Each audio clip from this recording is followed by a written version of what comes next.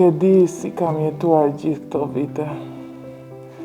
Nuk e di as sot si jetoj. Për një nënë të humbas fëmijën, t'ja vrasin fëmijën dhe t'i jap shpirt në krahët e saj. Në krahët që dikur e ka mbajtur me gjie dhe e ka rritur me shumë mundime. Është fundi i jetës edhe për ta.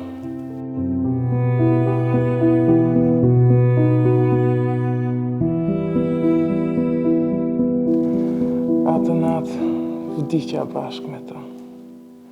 Sot vetëm marr frymë, jetoj për vajzën. Shumë vite dhimbje, inat, vuajtje, doja të bëja diçka të fundit para se dhe unë të largohem nga kjo botë. Me dëshirën e Zotit të bashkohem me djalin. Doja të takoja atë që e vrau, atë që ma mori gëzimin e jetës, dritën e syve të mi. Për çudi, gjithë ato vite që kisha menduar se si do t'ja merrja edhe unë jetën, siç ai ja mori djalit tim. Por diçka tjetër ndodhi. Ai ishte fëmia im i parë, gëzimi im i parë, djali i parë që na gëzoi të gjithëve. Edhe na dha titull qinor, nën e baba. Shtatzania kishte shkuar për mashallah. Unë nuk kisha probleme gjatë shtatzanisë. Ai lindi në prag dhjetori, ishte ftohtë. Po për mua ishte dita më e ngrohtë e më e bukur. Pas ti, 4 vite më pas, mbeta sërish shtatzan. Erdhi një jetë vajza. Thonë edhe është e vërtet që një nën i ka fëmijët si gishtat e dorës. Nuk i ndan dot, nuk jam dakord.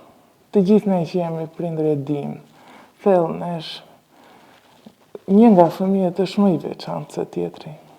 Nuk thuhet me zë të lartë, edhe unë nëse nuk do kisha këtë mask, nuk do t'a thoja.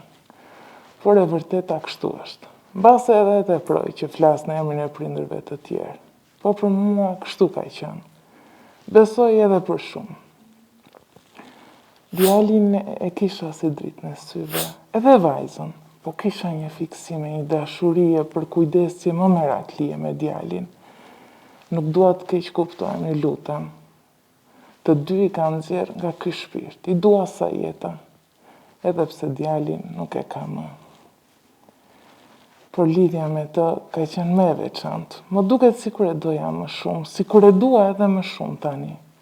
Ndoshta është e gabuar, po kështu e ndjej. Edhe vajza ma vinte shumë herë në dukje, shumë herë bëj xheloze. Ajca kuriku, fajsoja edhe atë që bëj xheloze nuk më lejonte të isha 100% e dhënë pas tij.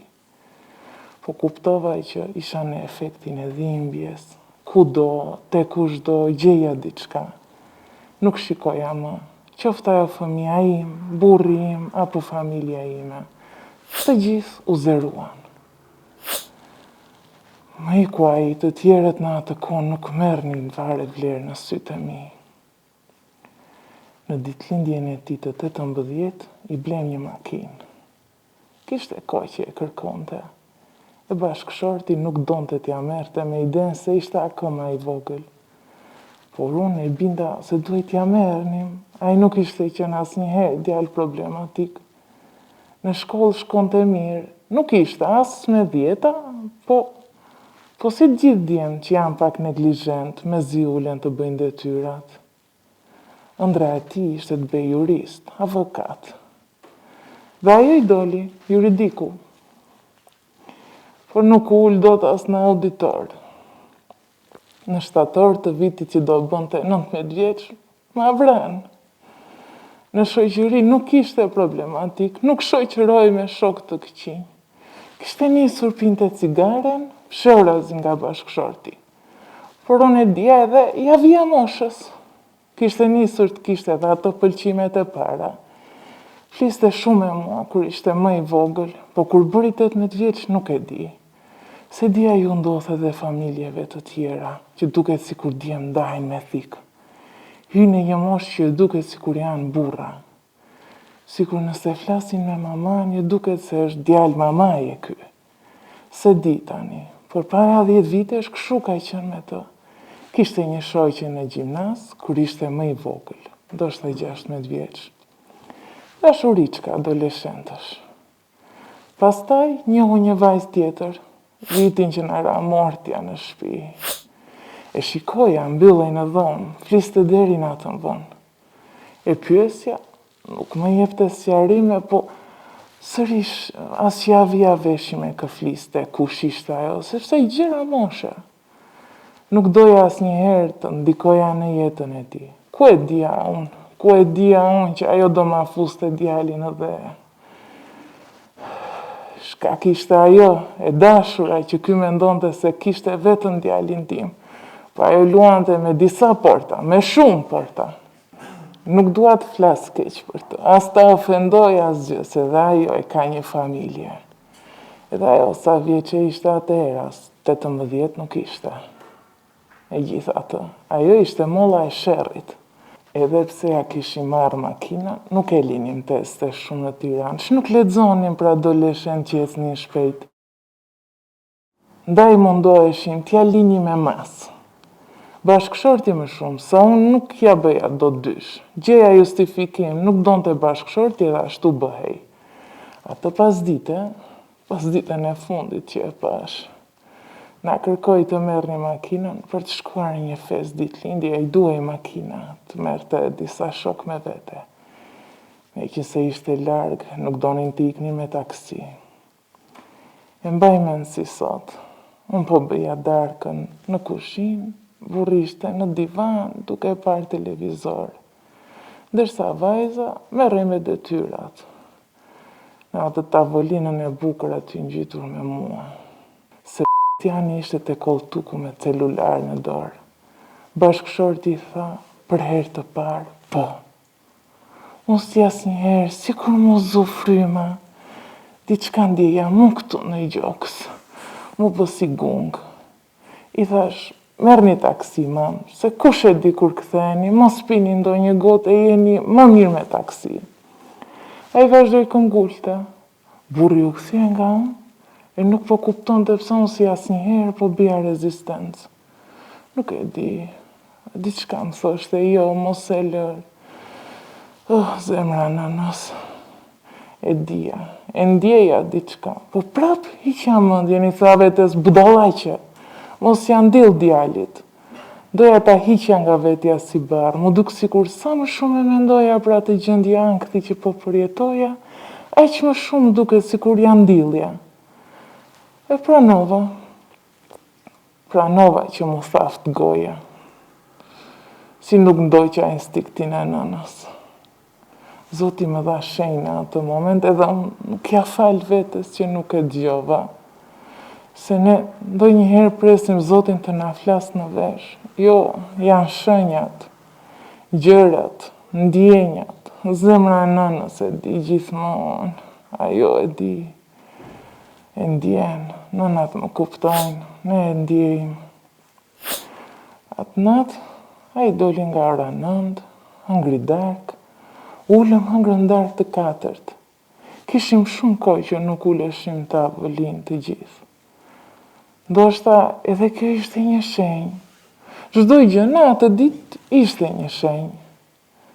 Zakonisht kur dilte me shokët nuk është se i kushtonte shumë vëmendje veshjes. Po atë natë sikur u vonua më shumë se çdo herë tjetër për t'u bërë gati. Zgjedh rrobat, flokët me xhel, stilopak atë që me në mjekër që i kishin dalë.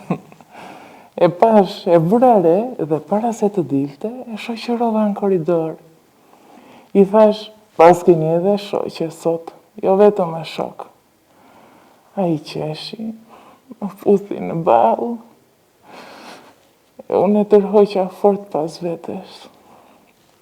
E i thash, ktheu shpec do të pres zgjuar, si nuk e putha më shumë e më gjatë.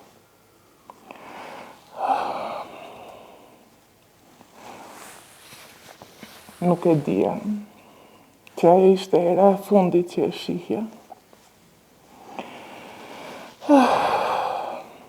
Ai doli nga ora 11, vajza dhe bashkëshorti fjetën.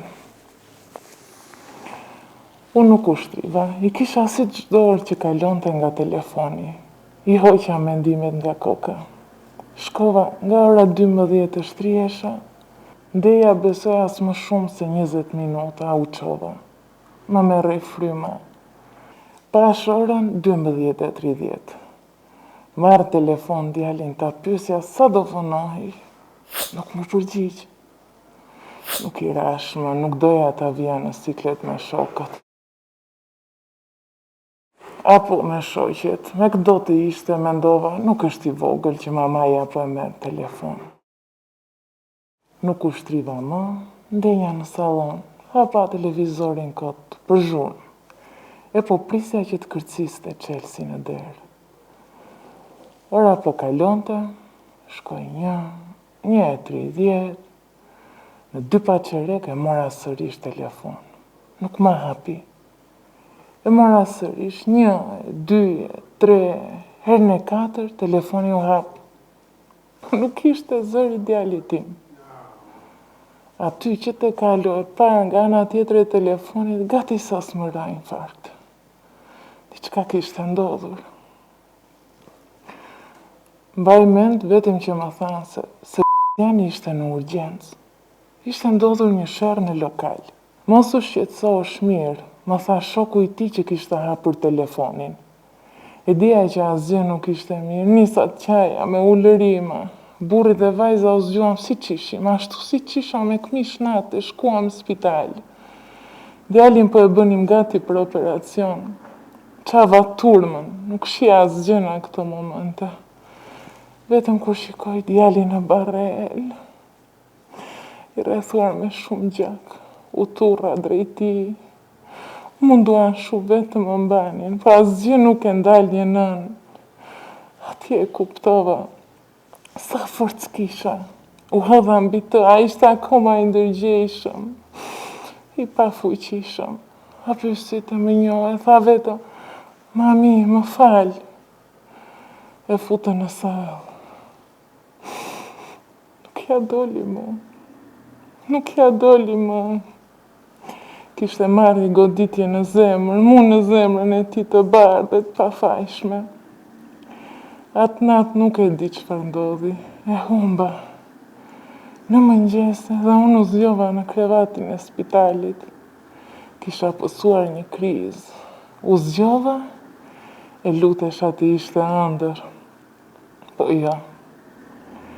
Mendoja shumë gjëra, shumë veprime se si të shkoja edhe unë pranë tij. Por jeta të dhimbset nuk është aq e lehtë ta vrasësh veten. Çfarë ndodhi më pas? Çfarë kishte ndodhur atje në lokal? Djali shoqëroi me një vajzë, me atë që të thash që parë. Kishin disa muaj që dilnin. Shokët më thanë që se janë e donte shumë, biri nanas. Atë natë kishte qenë me të edhe me 2 shokë të tjerë, e të 3 ishin të shoqëruar. Në tavolinë ju kishte shkuar një djalë tjetër, më i rritur se sa Tanja, 25 vjeç. Edhe kishte kapur këtë vajzën, të dashurën e djalit. Ato që ai e quante të dashur. Më vonë u zbulua se kjo vajza kishte mbajtur lidhje me të 2. Ose ishte ndarë me këtë 25 vjeçarin, akoma nuk merret vesh. Se ajo thoshte që ishte ndarë, ky thoshte që e kishte akoma. Po që rëndësi ka, e keqja u bë. Ky kishte shkuar të merrte nga lesht e kokës të dashurën e djalit. Djali ishte futur ta ndalonte. Aty kishte ndodhur një sherr. Ky djali i madh kishte nxjerrë thikën, e kishte qelluar mu drejt në zemër. Nuk e di si kam jetuar pasi varrosa dritën e syve të mi. Shkova të kërkoja të vajzën, e kisha inatin me të. Vajza nuk më lën. Doja ta kapja, një zot e di ç'do t'i bëja. Isha e lënduar, e shkatruar. Isha në një gjendje që nuk e shpjegoj dot. Është dhimbja e një nëne, kur u mbet fëmijën. Kjo është. Doja të bënin vetë gjyqësi, nisa të shkoja, e si ta hakmerresha.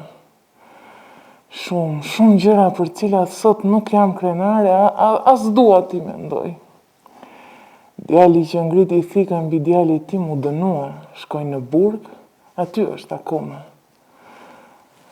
E po mas më ngushëllonte as ky fakt. Nuk më dilte dhimbja. E kur del, nuk del asnjëherë. Në familje u ktheva si hije. Vajza më ka ndihmuar shumë. Ajo më ka shpëtuar disa herë ku më gjente në situatë të pakëndshme, që doja t'i bëja diçka vetes. Ajo flinte me mua, nuk më linte vetë. Edhe ndaj saj kam bërë faj. Kur humba djalin, mendova se humba gjithçka. Harroja që e kisha edhe atë, nuk përmblidhesha dot. Vitin e dytë, pasi djali iku, u ndava edhe me bashkëshortin. Isha bërë tamam hije edhe për të, por edhe ndaj ti nisa ta hidhja fajin. Ai dukej sikur e kishte kaluar më shpejt dhe më mirë se unë. Unë nuk ja falja dot. Më dukej sikur e la djalin ti ikte shumë shpejt. Po si që vua një nën, nuk vua një baba, këtë s'ma heq njëri nga mendja. Martesën nuk e konsumoni më. Unë arrita në idenë që fajsoja edhe atë. Nisi sherri, ai nuk e kuptonte dhimbjen time. Kishte vetëm një fjali. Iku tani, mblidh veten. Unë kishte ikur djali, ai sillej sikur më ishte thyer komplet i pjatave. Sërish, diçka më mundonte, kisha shumë pse. Edhe pse e dija që vrasës i djalit nuk do më jepte, doja ta takoja. Mbase po ta takoja, ta shaja, e ti bërtisja, mbase do lirohesha edhe vetë. Ndaj, shkova ta takoja. U nisa, mora këmbët, e shkova ta takoja vrasësin e djalit tim. Vajza më shoqëroi, ajo e dinte. Edhe pse u mundua të më ndryshonte mendjen, të më bënte të arsyetoja, sepse kishte frikë nga reagimi. Prap nuk ja doli. Më shoqëroi, ajo më priti jashtë, dhe unë futa në dhomën e takimeve në burg. Ula e isha gati të përballesha me të. Kur e pash që hyri me kokën ullur, e kisha menduar shumë ndryshe atë moment. E kisha menduar që ai do hynte si një vrasës, si qishte, ballë lartë, të ma përplaste në sy se çfarë i kishte bërë djalit tim. E unë aty të kisha mundësi të shfryja. Po jo, ai hyri kokullur, ule nuk më shikonte në sy. Nuk fliste. Nuk foli as ai, e as unë. E pyeta, ke diçka për të më thënë? Nuk i çoj sytë sërish. Nga këmisha e hollë që kishte, shikoja që kraharori i dridhe. As ai nuk e kishte të lehtë. Aty ndodhi ajo që nuk e kisha parashikuar. Me erdhi keq për të. Aty mendova, ç'tu unë këtu? Isha me aq shumë inat, hakmarrje, urrejtje për atë njeri. E për çudi nuk ndjeva asgjë nga këto. Ndjeva keqardhje. Ai më tha vetëm, më fal. Nuk dishte të them, nuk të shikoj dot në sy. Nuk i thash asgjë nga ato që isha nisur. Ja plasat qarit, edhe ai pas meje, e ndejma ashtu pa folur. U çova për të ikur, i kapa dorën e i thash, të kam falur. Nuk ja thash për të largojen. Ndjeva të thoja se ndjeva. Ai ishte një djalë nëne që vuante si unë. Unë e kisha në dhe. Ajo mbi dhe, po njësoj. Ç'ti kërkoja unë ati. Djalin nuk ma kthente dot. Ai po vuante për vete. Si kur u lehtësova pas takimit me to. Po sot, si e sot? Sot jam më mirë.